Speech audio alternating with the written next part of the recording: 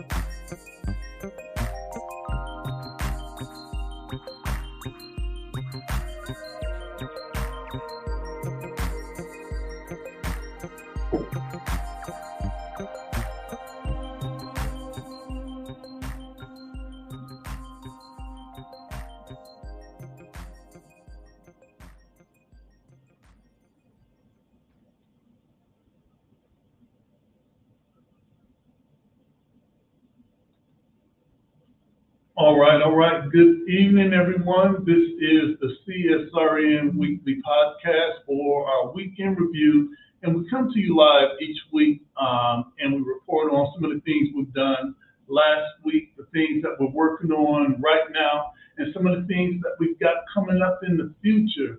I'm Brother Washington Muhammad. I use the pronoun he and him. I'm an active and registered member of the Nation of Islam here in Toledo, and one of the co-founders of CSRN, along with Mike Leonardi and Jabril Bay. If you're looking to my left and you wonder where's Jody, well, Jody's on assignment. He may tag in later on with 5 minutes of heat and our community shout outs and type some loose ends for us. So I'm looking forward to seeing Jody.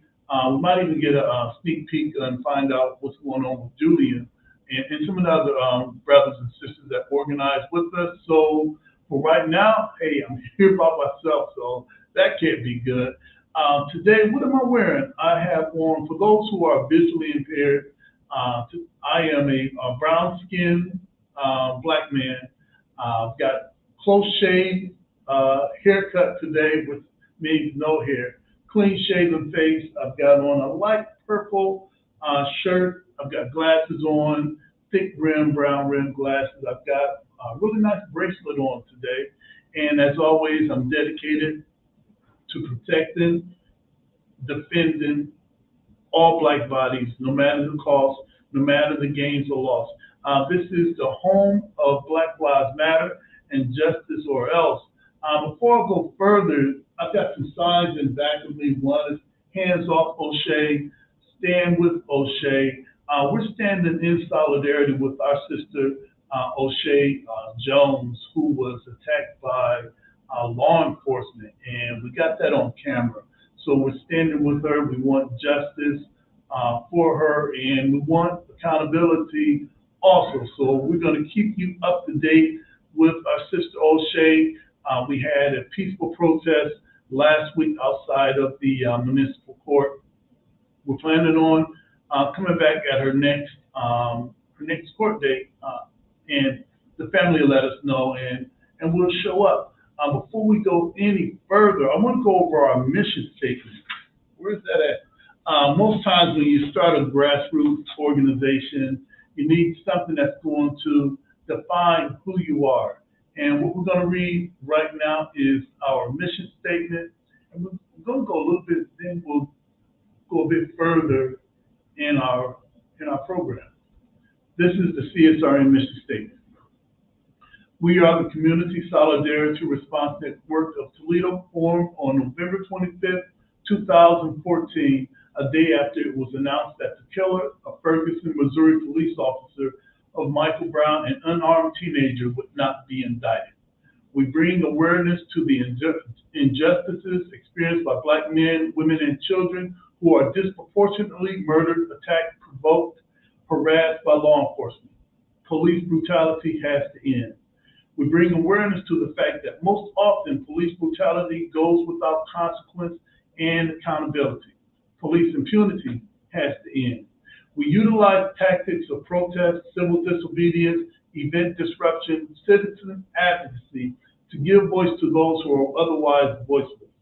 We facilitate progressive community-based events that help to foster self-development, and we discuss measures to hold local leadership accountable to their sworn duties, be they politicians, clergy, law enforcement, educators, etc. We want justice, equal justice under the law. We want justice equally applied to all, regardless of creed, class, or color. For all lives to matter, Black lives must matter. Injustice anywhere is a threat to justice everywhere. That last quote was by our brother, Dr. Martin Luther King Jr. Hey, listen, this is Hispanic Heritage Month. We've got a dynamite guest on. We're going to get to her in just a second, but I got to do all of the things that Ruth asked me to. What I want to make sure is if you can subscribe to our YouTube page, like it, share it, and comment. We want to know, what do you think of the podcast? Whatever you think, we want to see it. And please like our podcast. You can find us on YouTube at Community Solidarity Response Network. And if you really like what we do, you can help support us via Cash App, that's hashtag CSRN 419, or PayPal CSRN 419. You can check us out on Instagram, Facebook, Spotify, YouTube, and Twitter. Those are the things that we want to do. And let's see, what else do I need to do? I think we're going to take a short break. We're going to come back with my sister Beatriz, and we're going to hear what's happening in our Hispanic community, and hopefully you learn some things that you didn't know before. So let's take a short break. This is the Community Solidarity Response Network. We'll be right back. Hey, I'm Dr. P. Not only am I a leadership coach, I'm a change agent, and I'm a race scholar. I've used my study of race to dismantle systems and organizations, but I also use that to help you as the individual become a better leader for your families and for your community.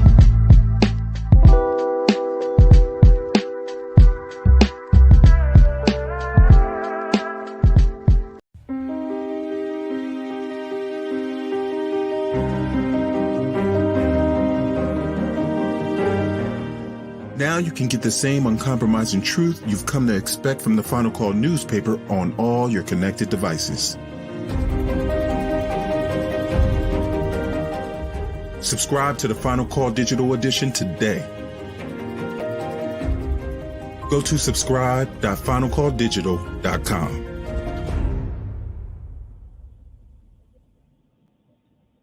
All right, we are back. We're back. Hey, before I bring our sister on, I just want to tell you a little bit about her. She is a dynamite person. I had met her it had to be a few weeks ago. We had it was a forum on our local migrant community, and I got a chance to see her. I met her. I was at her table, and this is an awesome lady. So you know what? Why am I got the video up when I've got her here in person? So let's bring up our sister, Beatriz Maya. All right. All right. All right. How you doing, my sister? I'm doing fine, and I really appreciate this invitation, brother. Oh, look. It is our pleasure for everyone. This is Hispanic Heritage Month, and we wanted to do the work of reaching out. And we've had our brother Tony Rios on, and that was Voices Latina, that show that I grabbed the video from. We had him on. We also had our brother Daniel Ortiz, who had ran for state rep and also city council. So we're going to try to keep this going, and we have you on today. This is awesome. So usually, I want everyone to know, so who are you and what do you do? All right. Well, I'm Beatriz Maya, and I am currently Executive Director and founder of La CONEXIÓN. I am originally from Argentina and came here actually to Connecticut as a student, and then for personal reasons decided to stay in this country. And I always had a passion for justice, and I've been involved with social justice movements in my own country after the military dictatorship, and with the mothers of Plaza de Mayo, the mothers of the Disappear, and other social movements. And moving to this country, I worked for a while with the Farm Labor Organizing Committee. I always wanted to be involved with the Latinx community here. And towards 2012, I began conversations with members of the Latinx community in the Northwest Ohio region, particularly outside Toledo. Okay. Because, the reality that we were seeing is that the Latinx community was growing, and it was growing in every single county in the Northwest Ohio region. But still, outside Toledo, there was no organization that was actually not only representing the community, but actually fighting for the issues that we care about, and mobilizing people and fighting for the change that we need, right? So Right.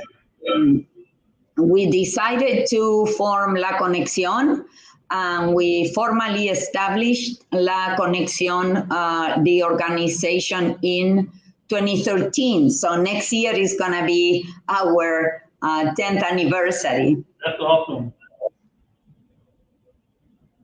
And make sure you invite me again. I got a chance to be at the Hispanic Heritage program last weekend, and you know what? I almost took some salsa lessons. All right, I was this close to taking some salsa lessons, and I really enjoyed myself. And for everyone, this is La CONEXIÓN, and it's a 501c3 organization formed by a group of Latinx residents in Northwest Ohio who came together to bring unity, voice, representation, and advance the rights of growing Latinx community in the area. So we tried to do a little bit of homework, all right? We tried to do a little bit of homework here. I wanted to ask you, when did you realize there was a need, and what made you get involved?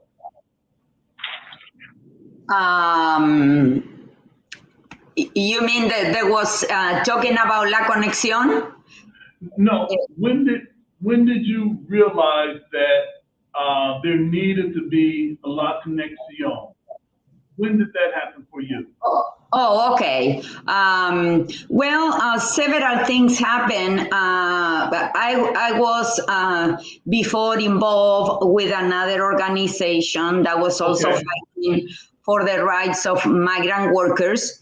But in my case, I was I'm still living in Bowling Green.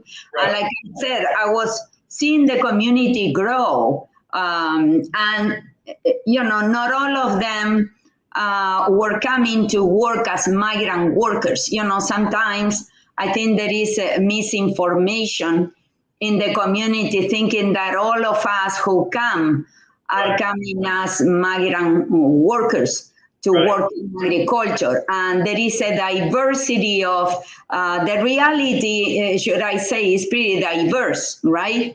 And the same, you know, not all of us come from Mexico. There are plenty of people coming from Honduras, Guatemala, Central America, South America, and so on. So there is a pretty diverse reality. And again, what we were looking is the lack of organizing that the community had. And like I said, in Toledo, there was a network of organizations addressing the needs of the Latinx community, one way or another, some more focusing on services, on art and culture, or different aspects. But there was at least a network there. Outside of Toledo and all the way to Dayton, Ohio, and west and east in the whole region, there was absolutely nothing at all, right? So that's what we jumped to do. And at the same time, that same year, 2013, there was an issue that also helped us galvanize the community, a racial profiling issue with the Bowling Green police and some migrant workers, right? So that took us to initiate some dialogue with the police that was mediated by the City Human Relations Commission, and that we did several things: workshops, know your rights, workshops for the community, other workshops for police and the government. And that took a couple of years, but that ended up in us pushing for proclaiming the city, Bowling Green, a welcoming city, and against unfair deportations of undocumented immigrants. And on the other hand, an agreement with the police not to stop and deport, because that was the practice before.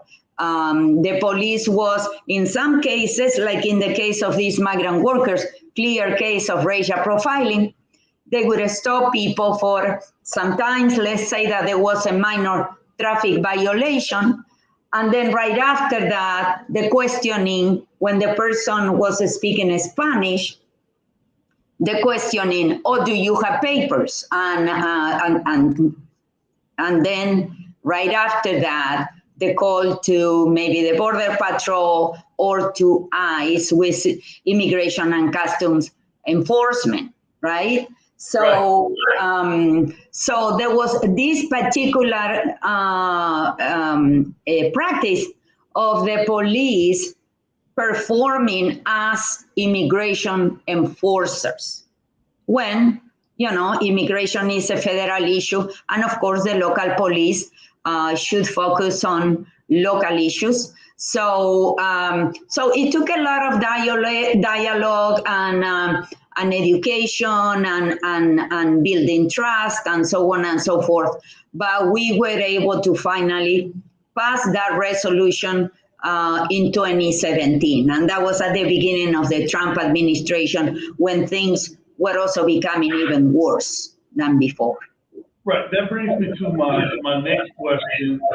Whenever you take on something like you're taking on, there has to be some challenges. Have there been challenges trying to organize, get the word out, get support? If there were some challenges, what type of challenges have you faced in doing this type of work, Beatriz?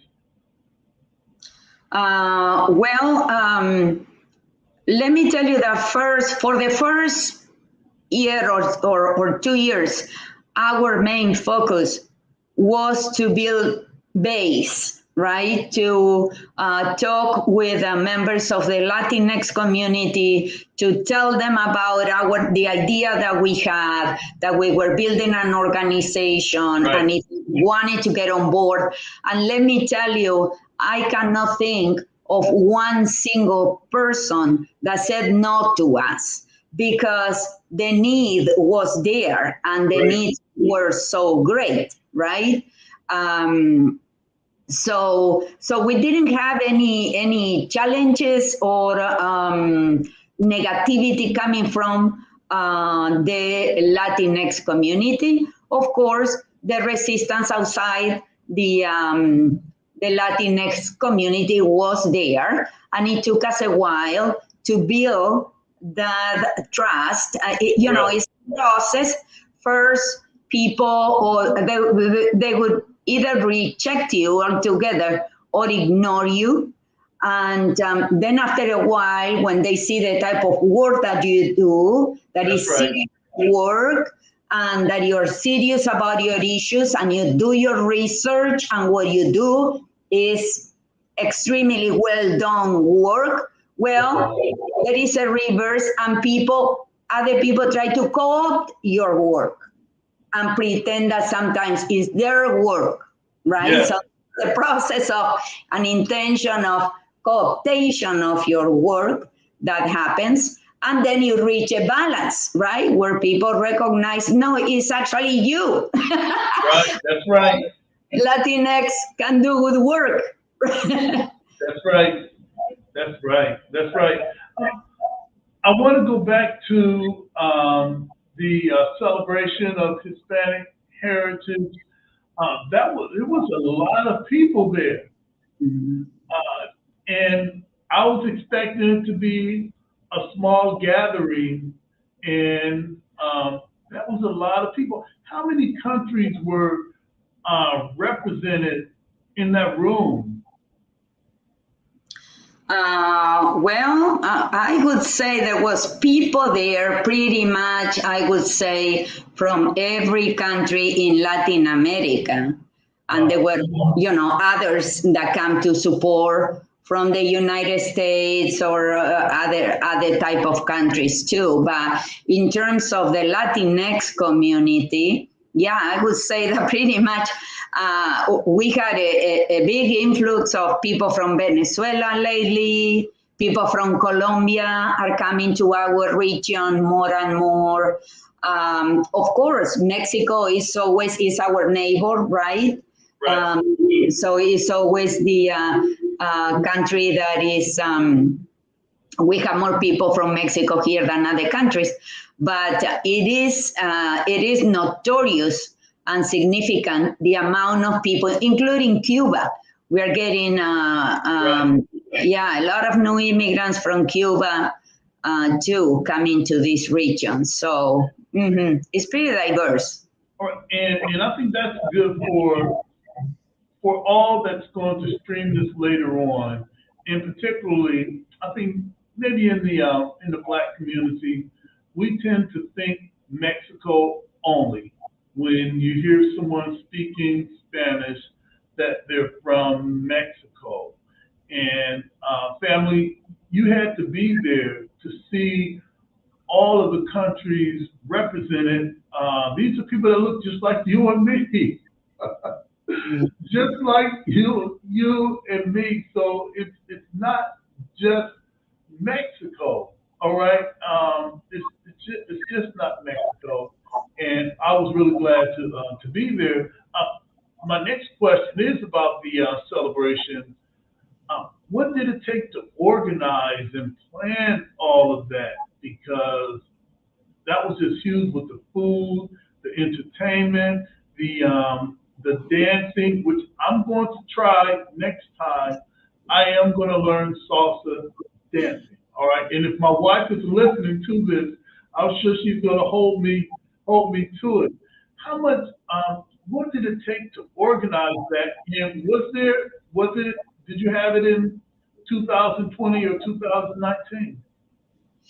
Yeah, no, actually, I was pretty concerned because we began organizing this celebration back in 2015, I think.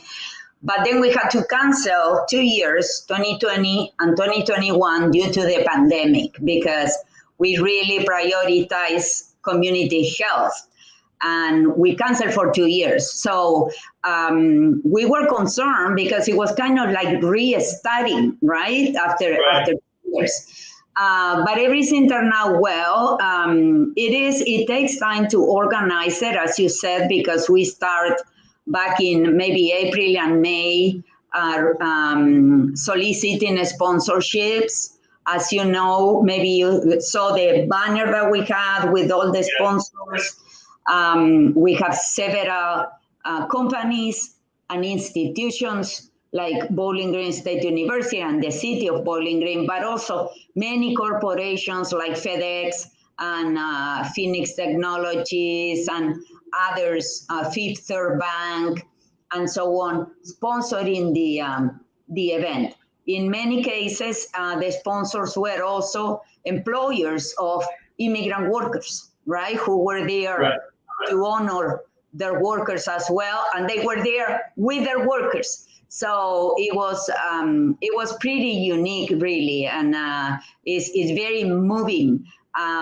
This year we had more sponsors than before, and sponsors were there at the celebration. And we think that in part is not only because the organization is more well-known and recognized, but also because of the need for workers in the region. And so many of those corporations are corporations who call us from time to time. It's not that we don't have workers. We are not an employment agency of any sort. But the lack of workers in the Northwest Ohio region, particularly in the rural counties, is really, really severe. So these companies are doing as much as they can to be out there, to be, reaching out to the Latinx community and to some other diverse, because there are, in the region, there is more diversity. We have seen the data in the last census. There is not only more Latinx, but also more, the Black populations have been increasing, the Asian populations have been increasing in the region as well. So we see an effort by these institutions and corporations to reach out to these populations. That's great. Beatriz, we're going to take a short break, and when we come back, I want to talk about the first Hispanic Heritage Celebration. When did it happen, and how it's received by the public? So I want you to just hold on. We're going to be right back. This is the CSRN Week in Review. We'll be right back. Did you know addiction is a disease, not a moral dilemma? The opioid epidemic and substance use have a major impact on communities of color and many people's lives. Wasion Wellness Recovery Support Center offers culturally relevant inpatient and outpatient behavioral health treatment and recovery support services to any Ohioan struggling with addiction, mental health, or finding sober, safe housing. We must recognize that treatment is available and accessible to all. If you are in need of treatment or want to find out more information, you can call 1-888-728-2713 to talk to someone or schedule an appointment.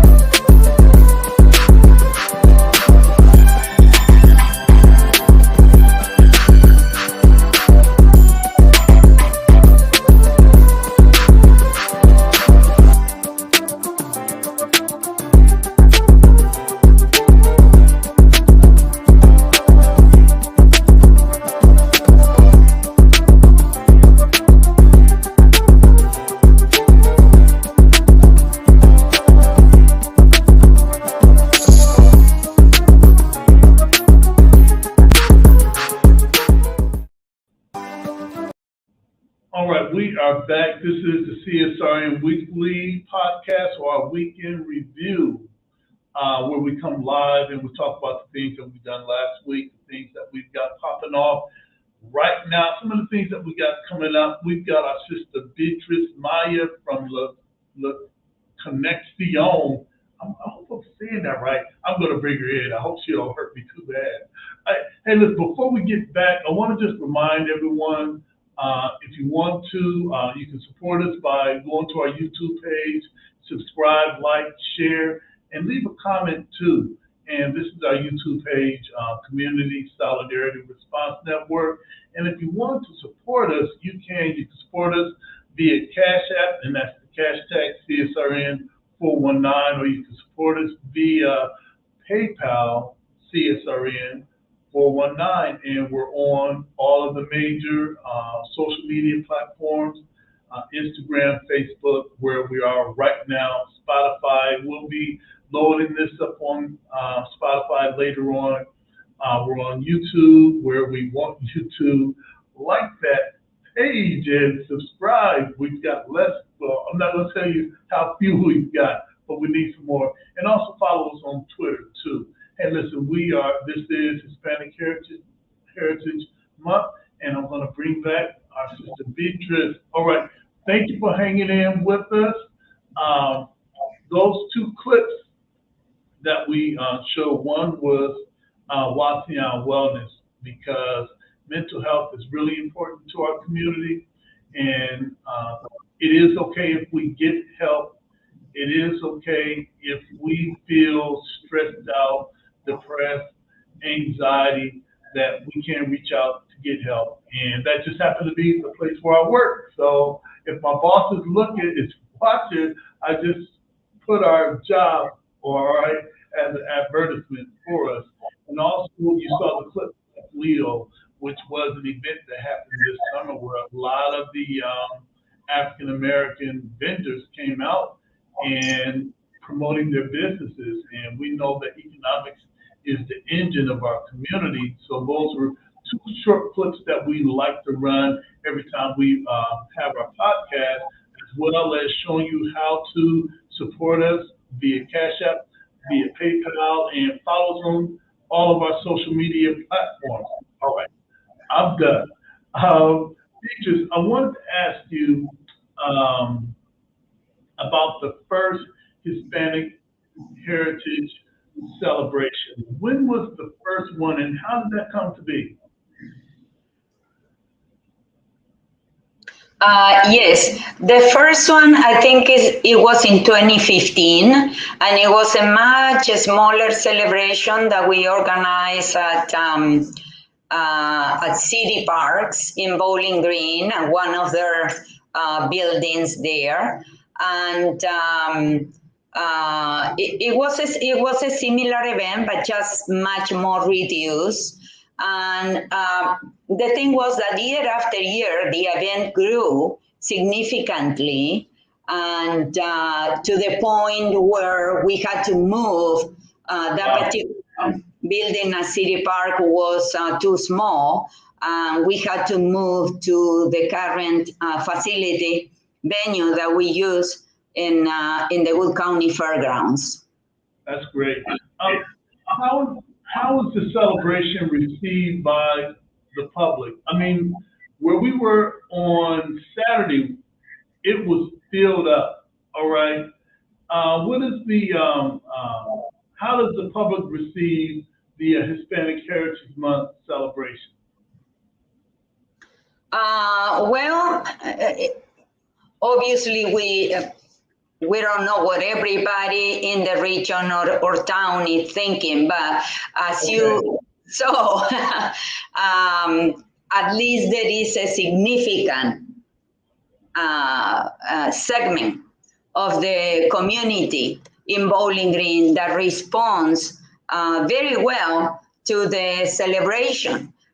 People really enjoy. It's a safe opportunity for exchanges between, the Latinx and the non-Latinx community. And I think people embrace that opportunity. As you've seen, people were very excited about dance workshop, and a lot of people were participating. We also had a proclamation by the city of Bowling Green in honor of Hispanic heritage, but also in honor of La CONEXIÓN and the work that we do. And we also receive, and we were very honored by this, because we invited all of our congressional delegation all over Northwest Ohio. And Senator Brown, his Northwest Ohio district representative, Erica Krause, she contacted us and said the senator will not be able to be there, but he will send a recognition, a certificate of recognition. And indeed he did. And it came through the mail, and it was a certificate of recognition honoring Hispanic Heritage Month. But then he added in the certificate, thank you for the work that you do in Northwest Ohio. Right. So that was pretty unique for us. Obviously, that's the result of work accumulated in almost 9 years as of today. Obviously, that was not going to happen in 2015. That shows more and more that not only the community, but also government officials and institutions and so on and so forth recognize the work that we do. So that was very important for us. It was an honor for us to see that. All right, that moves me to the next question. What does Hispanic Heritage Month mean to you, and what should we know about you and our Latinx family? It is a way to recognize that this community exists, at least during 1 month of the year, right? But we all, and that is an opportunity for us to celebrate as well as a community, our own contributions. As you saw during the event, we were also honoring essential workers. Right? That's right. Because during the pandemic, 5 million of the essential workers, 5 million were undocumented immigrant workers. Oh, wow. And nobody cared during the pandemic if you were fed, or the milk that you were drinking, or the health care that you were receiving was documented or undocumented. Nobody cared, right? But the minute the pandemic went off, nobody, at least in Congress, moved to recognize these workers, even though there was a bill introduced by Senator Padilla and then many other co-sponsors, specifically for essential workers. So to give essential workers the chance to adjust their status from undocumented to documented. Well, it didn't go anywhere, right? So what is Hispanic Heritage Month mean when you have that reality? The reality of 11 million undocumented workers in the country whose humanity and dignity is not recognized.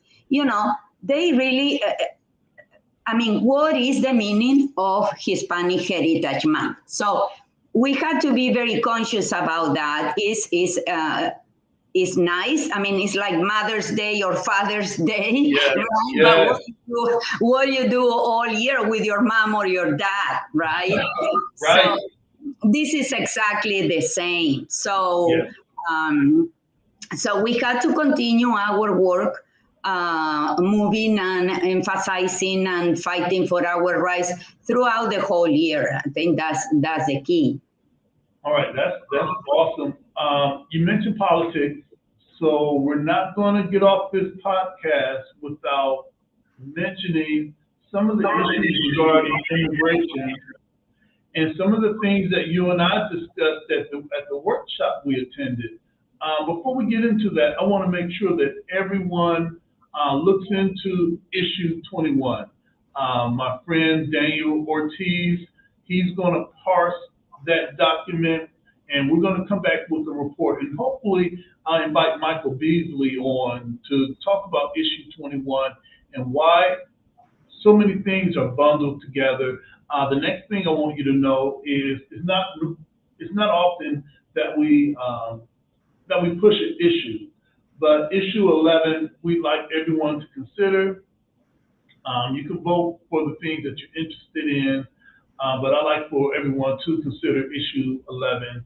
And the last thing is, normally on our podcast around this time, we have our update or report from the prison industrial complex. But I want you all to know that our brother Omar Gent, who calls in weekly, has left the prison, and he's in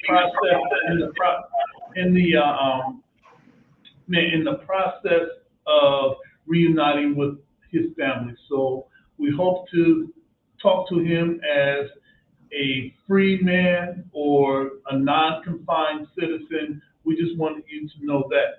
All right, back to you, Beatriz. Immigration is used the same way as our community issues are used to get votes. And we're hearing it right now where the politicians are coming into our community and they're talking about violence, keeping the community safe, and what that might look like. For you, what are some issues that we need centering around immigration, citizenship? What are some of the things that we need to be looking at right now that's coming down the pipe? Well, I think one thing that I want to mention is a common misunderstanding, because there is a lot of say in the mainstream media about people saying, well, why don't immigrants go to the line? Why they don't follow the rules? Why they don't follow the process? And the reality is that that's exactly the issue. There is no process, and there hasn't been a process to really provide for to the 11 million undocumented workers who are in the country, many of them who have been here for 20 years, 30 years, who have kids who are citizens and so on. And still, they haven't seen an opening of a channel that would allow them to look for an adjustment of a status, right? So that's one reality. Now, the other element that I want to mention also is that in many cases, immigrants who are coming here, and I should focus on Latin America in particular, because that's the reality that I know the most. We're coming from countries that have been invaded, that have been exploited, that have suffered unwanted interventions by the American government to defend the rights, in many cases, of the corporations that are in those countries. And so these countries have been destroyed, right? Haiti, I mean, you name it. Their presidents have been taken out. Look at Haiti, right? That's a very clear example. They had a president that was democratically elected. No, he was taken out by the United States. So we need to understand those realities to then understand why people are forced to leave their countries. And where we go is where jobs are available. We don't come here because we like hamburgers, but we come here because there are jobs available. And why they are jobs available? Because here there is an aging population, and fertility has been coming down and down and down to the point in which there is not enough workers to supply the needs of the economy, right? So all these demographic reality, the reality of the empire, etc., are taking place when you talk about immigration. Now, in terms of, and like you saw at the workshop, the gathering that we assisted, there is one particular bill that we are supporting. And you saw in our event too, we had Attorney Berkes from California talking about that. Is a new bill that was introduced by Senator Padilla in the Senate and by other members of Congress in the House. And the idea for this is very simple. It doesn't call for a whole immigration reform change. And it's talking about just changing the registry date. And what is the registry? The registry is a date that is established already in our immigration laws. And it says, right now is 1972. And it says, if you enter the country before 1972, you have the right to apply for legal residency. Doesn't mean you're gonna get it, because you're really, go through a process of vetting that is very rigorous, but at least you have a chance. So what these members of Congress and we are saying is, let's update the registry date, let's take it more to the present realities, and so we can allow some of it's not gonna be the 11 million, but at least about 8 million workers who have been here for a number of years, contributing with a good track record of moral character and everything they like to see in the book, at least allow them to adjust. So that's where we are right now. All right. Hey, listen, I'm going to take one more break, and I'm going to come back and ask you if there's anything that you think our community can do to close that gap, because we have more in common than not in common. So if you hold on, we're going to take a short break and we're going to come right back. This is the Community Solidarity Response Network. Family, we will be right back.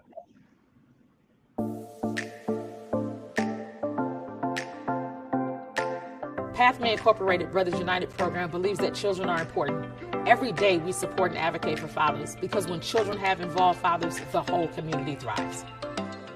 The fathers that come into the Brothers United program are mostly young fathers who are primarily gang members or drug dealers, or those involved in lots of trauma from the time when they were youth until now. This program has fatherhood classes, which teach you about your role as a father, the importance of being a father, healthy relationships, how to co-parent and work better together with your co-parent, and then economic stability, how to get a job, how to keep a job. It is so important for fathers to learn to take care of their children holistically, not just emotionally, not just physically, but financially as well, because children need a holistic approach. I really just needed help with really being a better father and looking for a job to be able to support my kids. Some of the problems I was facing when I joined Brothers United was communication with my children. Had some time apart from each other for a while, so they gave me the tools to really get back in communication with them. Fathers will come into our program with their heads down. 2 weeks later, their heads are up. 3 weeks later, they're laughing and talking. 4 weeks later, they're building a bond. And by the time we get to 8 weeks, they're saying, hey, we want to stay here. What can we do to stay connected? It gave me. All right, that is our Dynamite program, Brothers United. Our sister Ava Files is doing phenomenal work. Hey, listen, we're coming to the close of this podcast. I want to thank Sister Beatriz for being with us, and we're closing out. Any last words or some of the things that you think we need to know about our brothers and sisters Latinx community? I think that, many things can be said, but, you said something that's a reality that needs to be known. It's like us, no? We are the same community. These are communities that are struggling, that are escaping poverty in many cases, that are just looking for a way to survive and to feed their families, and that have been trapped here intentionally by there is really a political intentionality to keep 11 million people in an undocumented status, to keep them in this vulnerable status where it's very difficult even to fight for their rights at work or as regular citizen, right?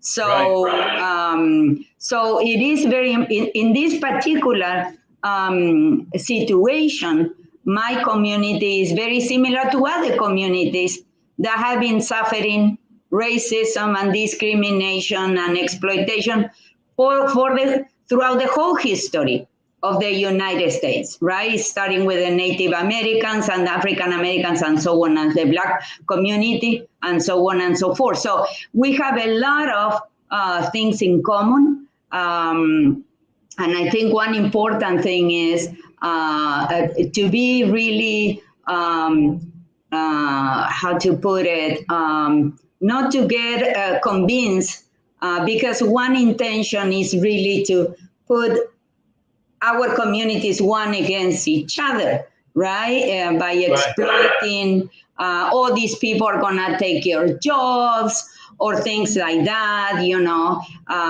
exploiting, really touching us in things that are important for us, because who wants to lose their jobs? You know, nobody. So, but we had to be aware. It is important to create awareness in the community. Be careful, right? What these people are trying to do is to pit you one against the other one in two communities that are being exploited and discriminated. You know, we are not the enemies. I think a clear identification of who the enemy is important. That's right. Would you mind coming back maybe at another time and continuing this conversation? Because I think this is what our community needs to see. I think this is what all communities need to see, that we're seeing eye to eye on everything. And the only thing that we differ in is the language of our conqueror. All right. I just happen to speak English because that was our former colonial and slave master. All right. So even my last name was English. All right. So we have more in common than we think. I want to thank you, Beatriz, for being with us today. And thank you so much, and be blessed. Thank you so much for having me. Yes, ma'am. Bye. Bye-bye. All right, that was our sister from La CONEXIÓN, our sister Beatriz Maya. She's the executive director there. She does a phenomenal job. And we're going to connect even more to break the stigma that's been created, as she talked about how our communities are being exploited, and to thinking that one is against the other when that is the furthest from the truth. Family, before we log off for tonight, I want to remind everyone to get out to early vote. We've got District 11. I'm just going to mention a few, and then we're going to log off for tonight. I'm going to District 11, and that's Paula Hicks Hudson and Tony Dia. District 44, Elgin Rogers Jr., who is scheduled to be on our podcast very soon. That's him, and also Roy Palmer, that's running for District 44. District 43 is Michelle Grimm and Wendy Hendricks. District 42, Erica White. Erica, holler at us. All right, we'd love to have you on. And Derek Marin, and also District 41, Nancy Larson. I had the pleasure of meeting Nancy at one of our protest awareness activities. And Josh Williams. family, get out the vote. And also, there's a couple other things that we did not mention. I see we have Jody is in the green room. We're gonna let him in, because I know he doesn't have that much time. But I do want, no, you know what? Let's go ahead and let our brother in. All right, I see the took half the chips in there anyway. So let's see if we can get our brother to come in. All right. What's up, everybody? Hey, look, you came right on time. We had one of the most dynamite discussions with Beatriz Maya from the CONEXIÓN, headquartered in Bowling Green. This was phenomenal to see just how much we have in common with our Latinx community. So, hey, we've got Jody in. Jody, could you introduce yourself and what do you have on? All right. Oh, what's up, everybody? Jody J. Summers, child of the system, better known as Spoken.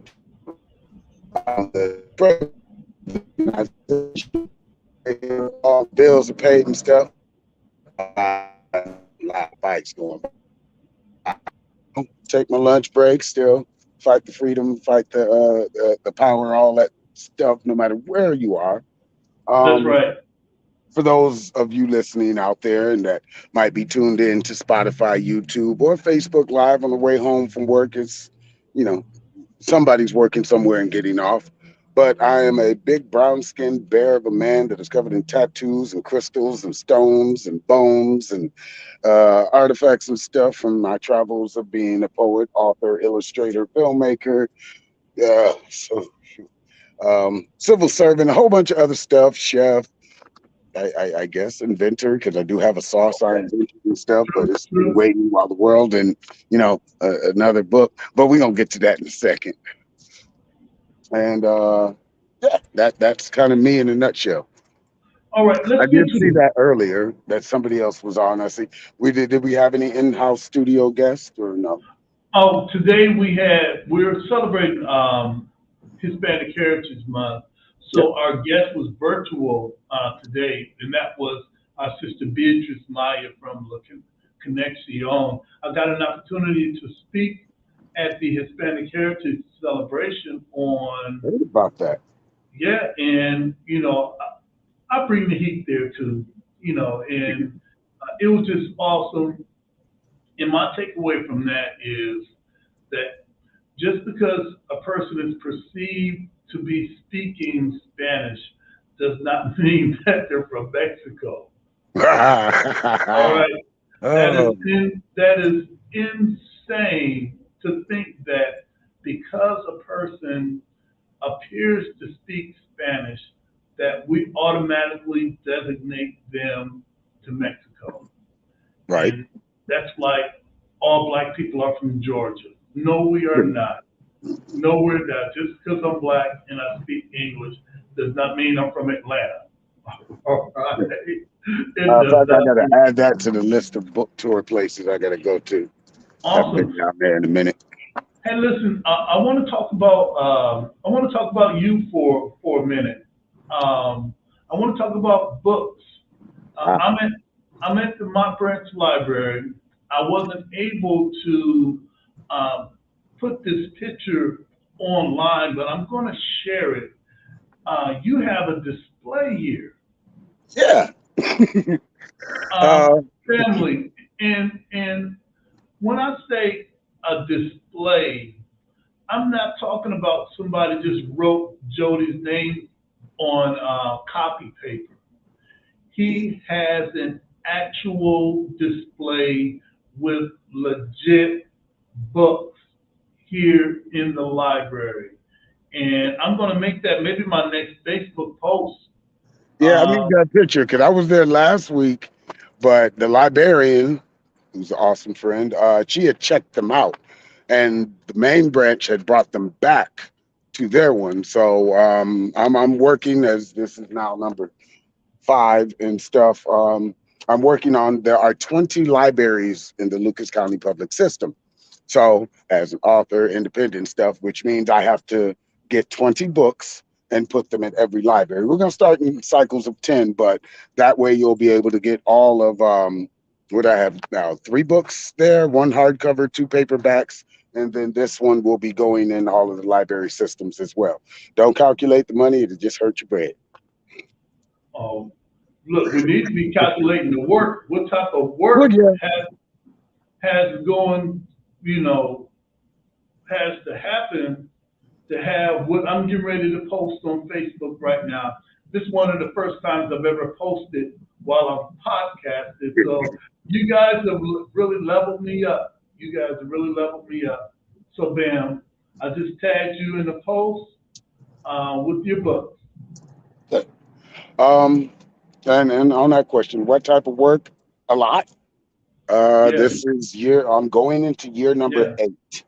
8 is an independent artist, author, publisher, illustrator, spoken word person, all of that good stuff. And it's, I can say at this point, I'm no longer starving as an artist. I'm just hungry. And a lot of people get to the point where they're not starving no more, and they lose that hunger for just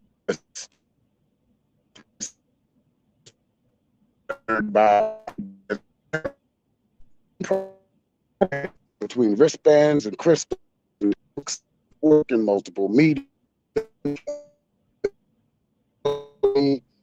But that also means stock.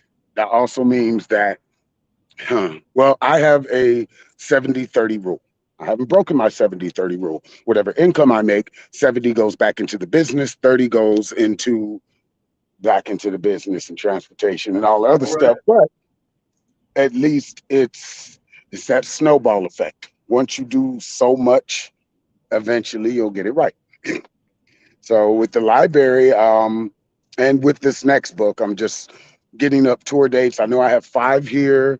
I definitely am going to do Detroit since I've performed there a lot. Maybe Cleveland. I'm not sure about Chicago, but I'm going to be going around places. Plus, I have to work on getting this translated into a whole bunch of other languages and the audio book for it. So essentially, you got 1 good year. After you release something, whether it be a song, a book, an album, an art gallery showcase or something, you got 1 good year. And in that year, you got to do promotion. If you don't have a team behind you, if you don't have a large following, then it's your work. So when you do see something of mine, whether it's a sticker, I just got some restock on them too, but that is me. That is me because I know if I don't do it, nobody else is going to do it. I love my fans. I love my supporters. I love the people that actually know me. But in the end, I have to do the work. I can't be sitting up there, support me, like me, and not doing nothing myself, just getting on social media and being mad at people who don't even see me no more. Because social media has gone for pay for play with all the stars and reels and advertisements. Yeah. Okay. All right. Hey, listen, I'm at 7:10. Yep. Hey, listen, I wanted to mention a couple of things before we get to 5 minutes of heat. Okay. These are the things I want to mention. It's the Truth. The Truth Gallery is coming back. They're having a grand opening of the Richness of Pencils. This is going to be October 6th. And what's today? Is today? Okay, today is the 4th. This is going to be October 6th from 4 to 6. From 4 to 6, I want you to check this out. Also, what I want you to check out, I think we're on our last Saturday of the Educated Activist Program at the Frederick Douglass. But give them a call just to double check. Call the Doug, to see if last week was the last week or if this is the last week.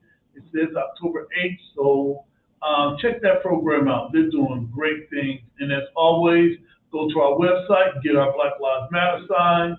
You get our defund Toledo Police Department signs. Those are still in stock. And we cannot wait to, my last thing, brother, is Delroy Chance, Angel Wings, nonprofit Angels Night. That's going to be October 30th $50 ticket, well worth it for the fundraiser. And that organization makes sure that everyone that wants to play sports for their school gets the equipment. And if you knew Delroy Chance, my oldest son had the opportunity to go to school with him. A beautiful, beautiful young man, and the parents are keeping that brother's name alive in our community. So check those things out. Jody, tomorrow we have something special happening. Depending on your schedule, I'm off tomorrow. all right. If you could, at 2:30 p.m., ABC News is coming to Toledo. Okay. And they're doing a story on community safety, the voting season, and how that impacts the vote. So I'm going to be meeting them. I'm going to be meeting them a little bit earlier for the segment. And also we invited David Bush, and the Violence Interrupters to be a part of this conversation. We invited Avis Files and Brothers United to be a part of this conversation. If you can make it here, this is national television.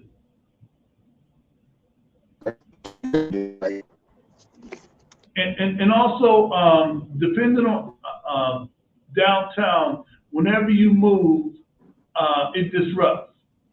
All right, whenever you move, whenever you move, it disrupts. It disrupts your feed on your side. I don't know how it looks when people are watching it online, but yeah, 2:30, my friend's library. We're meeting in the big back conference room, and this is a big deal. They inboxed us on our page, and I responded. I responded and went through to make sure that it was legit, because just because someone said that they're from somewhere doesn't mean that they're from there. So yeah, we cleared everything with the producers and the reporter and the person that's having the camera. So we did all of that work so that I can say what I'm saying now. So yeah, it'd be great if you were able to be a part.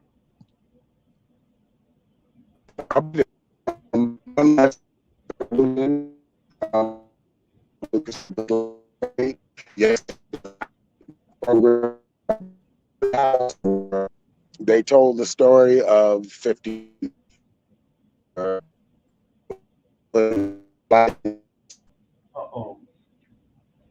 Yeah, family. It looks like downtown Toledo. Soon we're going to get some type of universal Wi-Fi so that everyone downtown can do what they need to do. Family, it looks as if we're at a close of our podcast.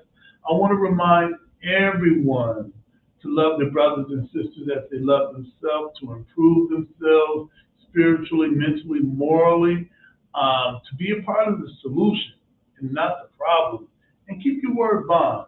So as we always say, all lives can't matter until Black lives matter.